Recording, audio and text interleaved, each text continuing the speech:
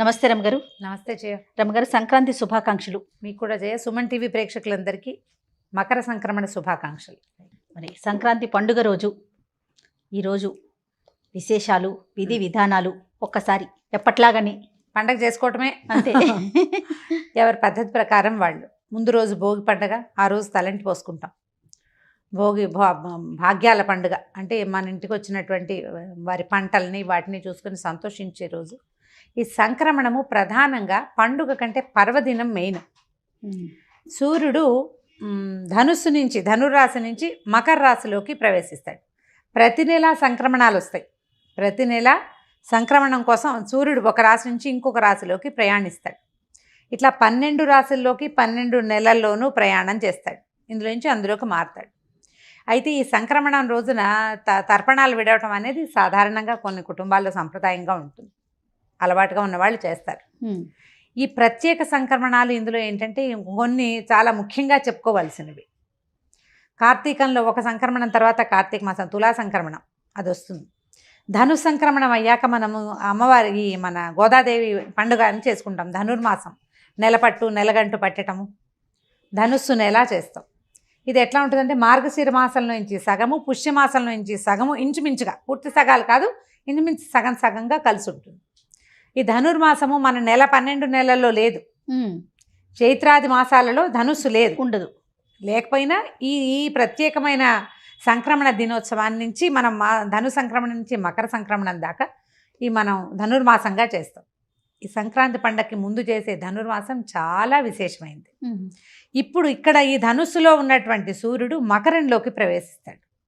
దీంతో ఏమవుతుంది, సూర్య గమనం కూడా మారిపోతుంది. ఇది ప్రత్యేకమైన విషయం. ఎందుకంటే ఇప్పటిదాకా దక్షిణ దిశగా వాలి ప్రయాణం చేస్తున్నటువంటి సూర్యుడు ఇప్పుడు ఉత్తర దిశగా వాలి ప్రయాణం చేయటం మొదలు పెడతాడు. ఉత్తరాయణ పుణ్యకాలం ప్రారంభమవుతుంది. ఇక్కడి నుంచి చాలా రకాల విశేషాలు జరుగుతాయి. దేవతలు కళ్ళు తెరిచే రోజు. అందరూ నిద్రలేస్తారు. వాళ్ళకి నిద్రా సమయం సమాప్తం అయిపోయింది. భగవంతుడు నిద్ర లేచి ఉంటాడు. ఆల్రెడీ విష్ణుమూర్తి నిద్ర లేచాడు. 2 నెలల క్రితమే లేచాడు కదా, కార్తీకంలో లేచేస్తాడు. ఇప్పుడు స్వామి దర్శనం ఇచ్చే రోజులు వాటికి దగ్గరలో ఉన్నాయన్నమాట. ఇప్పటి నుంచి ఏంటంటే ఇది సూర్యుడు భూమికి దగ్గరగా వస్తాడు, బలంగా తయారవుతాడు. సూర్య కిరణాలన్నీ కూడా ఈ మంచులోంచి వర్ష ఋతువు తర్వాత వచ్చిన ఈ మిగిలిన ఋతువుల్లోంచి శరద్ ఋతువు దగ్గర నుంచి స్టార్ట్ అయ్యి కదా, అన్ని ఋతువులు బంకగా విసుగటగా ఉండేవి. అవును. ఇక్కడి నుంచి మొదలుపెట్టి ఏమవుతుంది, సూర్యుడు తేజరెళ్తాడు, ఆయన ప్రకాశం పెరుగుతుంది. ఇక్కడి నుంచి భూమికి పండుగ.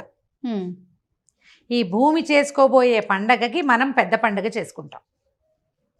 ముడుచుకుపోయి ఉన్న జీవరాశులన్నీ కూడా ఒళ్ళు విరుచుకునే రోజు. ఈ ఉత్తరాయణ పుణ్యకాలంలోనే మరణించాలని భీష్మ పితామహుడు కోరుకున్నాడని, ఉత్తరాయణం వచ్చాక ఆయన మరణిస్తాడని, ఈ సమయంలో మరణించిన వాళ్ళకి సద్గతి లభిస్తుందని చెప్తారు. ఈ ఉత్తరాయణాన్ని ఈ సంక్రమణాన్ని రోజున ఏంటంటే పెద్దలకు పెట్టుకోవటం అనేది ఒక విధానం కనపడుతుంది. పెద్దల పండుగని అంటారు. పెద్ద పండుగ, పెద్దల పండుగ కూడా. ఇది సంవత్సరం అంతా వ్యవసాయంలో మునిగి తేలేటువంటి రైతులకి పెద్ద పండుగ. మొత్తం పంటంతా ఇంటికి చేరే రోజులు. ఈ సంక్రమణ దినోత్సవాన్ని పెద్దవాళ్ళ పండుగ అని, ఈ పెద్ద పండుగ అని చేసుకుంటారు. అయితే మనం ఏం చేస్తాము, దీనికి ముందుగా బొమ్మలు పెట్టుకుంటారు. తర్వాత భోగిమంట ఒకటి వేసుకుంటాము. ధాన్యం, ఇంటికి చేరిన ధాన్యాన్ని కంకులుగా చిన్న ఇట్లా కుప్పలుగా కట్టలుగా కట్టి అక్కడక్కడ వేళ్లాడదీస్తారు పక్షుల కోసం. గింజలు నిల్వ ఉంటాయి, పక్షులు తినడానికి కూడా. వాటిని దానం చేయటం మొదలు పెడతారు. దాన ప్రక్రియకి శ్రీకారం చుడతారు. ధనుర్మాసం నుంచే మొదలు దానాలు. అయితే ఈ పండుగ రోజున ధాన్యాన్ని, తర్వాత కూష్మాండ దానం, గుమ్మడికాయని దానం చేస్తే విశేషమైన ఫలితం లభిస్తుంది అని చెప్తారు. ఈ కూష్మాండ దానం ఏ కూష్మాండం చేయాలి, ఎర్ర గుమ్మడికాయ, తీపి గుమ్మడిని దానం చేయాలి. అయితే ఈ దాన ప్రక్రియ మనం బ్రాహ్మణుడికే ఇవ్వాలా, ఫలానా వాళ్ళకి ఇవ్వచ్చు, చాలా ప్రశ్నలు వస్తాయి. ఎవరికైనా ఇవ్వచ్చు. దానం చేయటం ప్రధానం.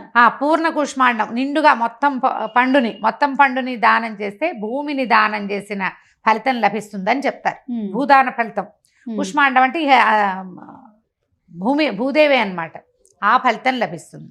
పెద్దవాళ్ళకి పెట్టుకుంటారు కదా. ఈ పెద్దలకు పెట్టడం అంటే ఏ తిథిని మరణించారో తెలియని వాళ్ళకి ఈ రోజున పెట్టుకుంటారు. అదే కాకుండా సంవత్సరంలో సంవత్సరికాలు, అదే ఆబ్దికాలు, తద్దినాలు పెట్టే అలవాటు లేని వాళ్ళు పెద్దవాళ్ళని తలుచుకుని, తాత తండ్రులను తలుచుకుని వాళ్ళ కోసమని 2 ఆకులు విస్తర్లు వేయటం, అరిటాకులు వేసి మన 4 పదార్థాలన్నీ ఎక్కువ పదార్థాలు చేస్తారు. అవన్నీ వేసి వారిని తలుచుకుని వారి పేరుతో బట్టలు పెట్టుకోవటం, ఆ బట్టలను ఎవరికైనా ఇవ్వటం, తర్వాత ఎవరికైనా భోజనం పెట్టడం, ఇదంతా కూడా దాన ప్రక్రియ కిందకే వస్తుంది. దాంతో పాటుగా తిలాదానం, నువ్వులు దానం చేయటం, ఈ సీజన్కి సంబంధించిన దానం అన్నమాట. తీయటి వస్తువులు దానం చేయటం, ఒట్టిగా నువ్వులు దానం చేసే బదులు నువ్వులు బెల్లం కలిపి దానం చేయటం. ఒంట్లో వేడొస్తుంది, ఈ సీజన్కి అవసరమైనది. అయితే ఇందులో ఏంటంటే పసుపు కుంకాలు ధార పోసుకోవడం కూడా ఒక విధానం ఉంటుంది. ఈ సంక్రమణం నాడు, ఈ మకర సంక్రమణం రోజున పసుపు కుంకుమ, తర్వాత ఏమో ఖర్జూర పళ్ళు ఇట్లాంటివి ధార పోసుకోవటం, ఎవరికైనా ఇవ్వటం అన్నమాట. ఓకే. ముత్తైదువులకి ఇచ్చుకుంటారు, బ్రాహ్మణులకి ఇస్తారు, ఎవరైనా తెలిసిన వాళ్ళకి ఇచ్చుకోవచ్చు. ఇందులో కుల విచక్షణ నియమాలు అవి ఏమి ఉండవు. పూజ చేసుకోవటం, ఇంట్లో మామూలు సాధారణంగా దీపారాధన పూజ అది చేసుకోవటం, ఇట్లా పసుపు కుంకాలు ఇవ్వటం. ఒకవేళ బొమ్మలు పెట్టుకున్నారనుకో, ఆ బొమ్మలు పెట్టుకున్నప్పుడు పేరెంట్ వాళ్ళని పిలిచి చక్కగా పసుపు రాసి గంధము బొట్టు గంధం ఇచ్చి తాంబూలాలు ఇవ్వటం. శనగలు ఒకటి, తర్వాత ఖర్జూరాలు అవి ఇవ్వటము, నువ్వులు ఇవ్వటము, ఇవన్నీ కూడా ఈ రోజున చాలా ఫలితాన్ని ఇస్తాయని చెప్తారు. తర్వాత కంబళ్ళు దానం చేయటం చలికి ఇంకా ఇంకొక నెల రోజులు ఉంటుంది. ఇప్పుడు హైదరాబాద్ లాంటి చోట ఏమవుతుంది, సంక్రాంతి పండగ వెళ్ళింది డిసెంబర్ జనవరి వెళ్ళేసరికల్లా చలి తగ్గిపోతుంది. అవును, మాఘం వచ్చి రాకుండానే తగ్గుతుంది. కానీ నీకు సముద్ర తీర ప్రాంతాలు అక్కడ మాఘం తగ్గదు. అవును, పుష్యం మాఘం 2 మాసాలు ఉంటాయి. ఫాల్గుణ మాసం నాటికి కొంచెం ఎండెక్కుతుంది. కానీ సూర్యుడు గతి మారటమే దీనికి నియమం. ఈ రోజున ఏం చేస్తారు, రకరకాల పొంగల్ చేసుకోవటం ఒక పద్ధతి. తర్వాత కలగూర చేస్తారు, గుమ్మడికాయ చిక్కుడుకాయ అవి ఇవి కలిపి తీయటి కూర చేసుకోవటం, పెసరపప్పు బియ్యము కలిపి పొంగల్ చేయటం. తీయ పొంగల్ వెణ్పొంగల్ కాకుండా కట్టె పొంగలే కాకుండా చక్కెర పొంగల్ కూడా చేసుకుంటారు. భగవంతుడికి నివేదన చేయటం. చాలా దేవాలయాల్లో ముందు రోజే గోదా కళ్యాణం జరిగిపోతుంది. అవును, ఒకనాడు ఒకవేళ గోదా కళ్యాణం చేయలేని పక్షంలో సంక్రమణంలో గోదా కళ్యాణం చేసే పద్ధతి కూడా కొన్ని చోట్ల మనకు కనిపిస్తుంది. ఇంట్లో చక్కగా పొంగల్ చేసుకోవటము, స్నేహితుల్ని వాళ్ళని కలుసుకోవటం, దాన ప్రక్రియకి శ్రీకారం చుట్టడం ముందే మొదలు పెడతాం. ఈ రోజున మనం ఖచ్చితంగా చేసుకోవాలి. దీని మరుసటి రోజు వచ్చే పశువుల పండగ కూడా మనం ఆ గోవుల్ని వాటిని ఎడ్లని కాపాడేందుకు ఒక ప్రయత్నం చేస్తాం. ఈ సంక్రమణం నాడు తాత తండ్రుల్ని తలుచుకుని నమస్కారం చేసుకోవాలి. ఈ సమయము పితృదేవతల్ని తలుచుకునే సమయం. వారిని తలుచుకోవటం మనకి మంచి జరిగేలాంటి అవకాశం కలుగుతుంది.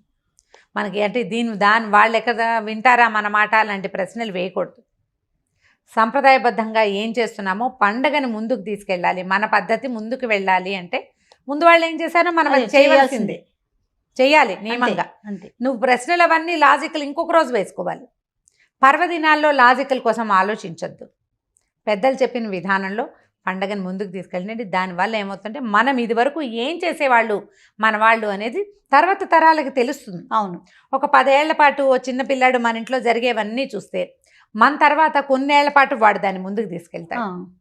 తర్వాత వాళ్ళ పిల్లలు అంతే, చుట్టాలని పక్కాలని స్నేహితుల్ని అన్నదమ్ముల్ని పిలుచుకోవటం, ఆడబడుచుల్ని పండక్కి ఇంటికి పిలవడం. పెద్ద పండుగ వస్తే కొత్త అల్లుళ్ళు అందరూ, అల్లుళ్ళు కొత్త అల్లుళ్ళు పాత అల్లుళ్ళు అందరూ ఇళ్ళకి వచ్చేస్తారు.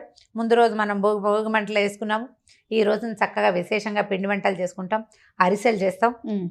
భోగినాడు మధ్యాహ్నమే అరిసెలు చేసేసుకుంటారు చాలా చోట్ల. అసలు పల్లెటూళ్ళల్లో పిండి కొట్టడము అరిసెలు చేయడం ఒక పెద్ద ప్రోగ్రాం కింద నడుస్తూ ఉంటుంది. అవును, ఓ వారం ముందు నుంచి కొత్త వడ్లు వస్తాయి, కొత్త బియ్యంతో అరిసెలు వండుకుంటే ఎక్కువ బాగుంటుంది, రుచిగా ఉంటుంది. రకరకాల పద్ధతులు, ఒక్కొక్క ఊళ్ళల్లో ఒక్కొక్క రకం వంటకాలు వండుకుంటారు. అరిసెలు సార్వజనీయమైన వంట, అందరూ తెలుగు వాళ్ళు అరిసెలు వండుకుంటారు. ఈ రోజున మన తాత తండ్రుల్ని తలుచుకోవటం, దేవాలయ దర్శనం చేయటం, స్నేహితుల్ని పలకరించడం, ఇది పెద్ద పండుగగా భావించి జ్ఞాపకం చేసుకోవటం. ఇంతకుముందు ఏం చేసేవాళ్ళం మనం, ఈ సూర్యగతి మారుతోంది, ఈ రోజు నుంచి మన జీవిత గమనంలో తేడా వస్తుంది అనేది మనం తెలుసుకుని సూర్యుని దానికి అనుగుణంగా పద్ధతులు కూడా మార్చుకోవాలి. ఇంకా పద్ధతులు కూడా ఇంకా మెల్లిగా మారుతాయి, వెంటనే మారిపోదు. చలి వెంటనే తగ్గదు కదా, కొంచెం నిదానంగా మారుతుంది. కాకపోతే ఈ సూర్యగతి ఇవాల్టి నుంచి మారబోతోంది. ఈ సమయంలో మనం ఈ పాత పద్ధతులన్నింటినీ ఒక మాట జ్ఞాపకం చేసుకుని నలుగురితో కలిసి, బొమ్మల కొలువు ఉన్న వాళ్ళు చక్కగా పేరెంటం పెట్టుకుంటారు, కొలువు లేని వాళ్ళు పెద్దలను తలుచుకుని ఏదో ఆ పద్ధతి ప్రకారం ముందుకు తీసుకెళ్తారు. తర్పణాలు విడిచే వాళ్ళు విడుస్తారు. ఇవన్నీ మాకు లేవండి, దానం చేస్తామంటే దానం కూడా చేయొచ్చు, బ్రహ్మాండంగా చేసుకోవచ్చు. దానివల్ల అన్ని ప్రయోజనాలే కానీ ఒకటి కూడా నిష్ప్రయోజనమైన పని లేదు పండగ రోజుల్లో. చక్కగా చేసుకోండి. సంక్రాంతి పండగ పెద్ద పండుగ. మన జీవితాల్లో ఇప్పుడు సంవత్సరం నుంచి ఒక రకమైన ఇబ్బందుల్లోనే ఉన్నాం. నిరుడు పండగప్పుడు కూడా మనం ఇలాంటివే బోల్డని కబుర్లు చెప్పుకున్నాం. పండగ వెళ్ళింది, ఒక 2-3 నెలలు గడిచేసరికల్లా మళ్ళీ హడావిడి భయం భయం భయం భయం మొదలైంది. ఈ 6 నెలల నుంచి ఏదో బెరుకుతోటే ఉన్నాం. అంటే పూర్తిగా జీవితాలు ఓపెన్ అవ్వాలి. కొంత నార్మల్సీకి వచ్చాం కానీ పూర్తి నార్మల్సీకి రాలా. ఈ పండుగ నుంచి అయినా దేవుడా మాకు మొత్తం జీవితాన్ని నార్మల్ చేయి, ఎప్పట్లాగానే హాయిగా అందరినీ ఫ్రీగా కలుసుకునే అవకాశాన్ని ఇవ్వని భగవంతుడికి దండం పెట్టుకోండి. స్నేహితుల్ని కలుసుకోండి, పలకరించుకోండి, అందరికీ బెస్ట్ విషెస్ చెప్పుకోండి. వచ్చే సంవత్సరం అయినా బాగుండాలని. ఎలాగో మనం కొత్త సంవత్సరంలోనే సంక్రాంతి పండుగ చేసుకుంటాం. ఇప్పటిదాకా చేసినటువంటి ధనుర్మాసం పూజా విధానాలు మనకి భోగితోటే పూర్తయిపోతాయి. అవునండి. ఈ దీంతో ఈ పండగ నుంచి మరుసటి రోజు నుంచి మళ్ళీ విధానాలు మారిపోతాయి. ఇంకా మనం రథ ముగ్గులు అవి గీతల ముగ్గులు వేయము, గొబ్బిళ్ళు పెట్టము, పొద్దున్నే విష్ణువాలయాలు ఎక్కడున్నాయని ప్రసాదం కోసం పరిగెత్తము. ఈ నెల రోజులతోటి ఇది పూర్తయిపోతుంది. ఇక్కడి నుంచి కొత్త రోజులు ప్రారంభం అవుతాయన్న ఆశతోటి జీవితాన్ని అందరితో పాటు కలిసి ఈ పండుగను జరుపుకోండి. తప్పకుండా రమ్మ గారు. నమస్తే జయ.